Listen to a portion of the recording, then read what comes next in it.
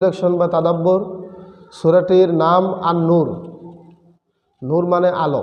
এটা আমরা আগেও বলেছি, পুরো সূরাটিতে আল্লাহ তাআলা আমাদেরকে ঝলমলে আলোর সন্ধান দিয়েছেন।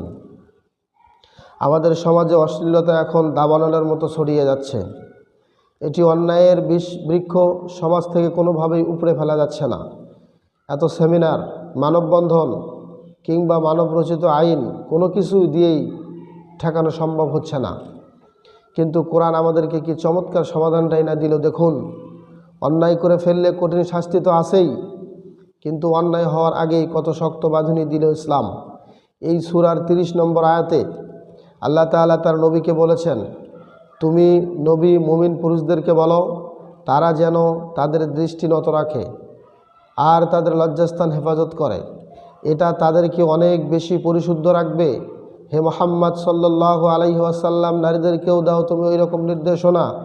আসলে নারী পুরুষ পরস্পরের প্রতি তখনই আকর্ষণ বোধ করে যারা একেবারেই, অর্থাৎ তখনই তারা আকর্ষণ বোধ করে যখন তারা একে অন্যের সৌন্দর্য দেখে মুগ্ধ হয়। এজন্য কোরআন বলে দিল তুমি দৃষ্টিকে নত রাখো। তাহলে এর পরের ধাপে যেতে আর মন টানবে না। জিনা ব্যভিচারের জন্য আছে কঠিন শাস্তি। অবিবাহিত ছেলে মেয়েকে দিতে হবে 100টা করে বেতের বাড়ি। প্রয়োজন মনে করলে তাকে নির্বাসনেও পাঠাতে হবে।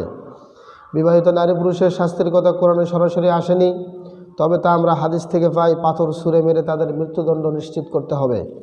আর এসব শাস্তি কার্যকর করতে হবে একেবারে সবার সামনে, সবার সম্মুখে, যাতে করে বাকিরা ভয়ে এই অন্যায়ের পথে কোনো দিন পা না বাড়ায়। তবে হ্যাঁ, ব্যভিচারের এই শাস্তি কার্যকর করার আগে কিছু গুরুত্বপূর্ণ ও কঠোর শর্ত আছে। স্বচক্ষে ব্যভিচার ঘটতে দেখেছে এমন 4 জন সাক্ষী লাগবে, অথবা 2 জন নারী পুরুষ স্বেচ্ছায় নিজেদের অপরাধ স্বীকার করবে। এরপর ইসলামী রাষ্ট্রের খলিফা বা খলিফার নিয়োগ করা কাজীর মাধ্যমে শাস্তি কার্যকর হবে। এই বিষয়ে আরও বিস্তারিত আমরা দেখতে পারবো সহিহ আল বুখারী 2724।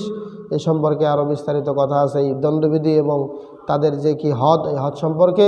আল্লাহ আমাদেরকে দৃষ্টি নিচু রেখে পরবর্তী জীবন পরিচালনার তৌফিক দান করুক। আমিন। হাযা মা ইনদি ওয়াল ইলমু ইনদাল্লাহ।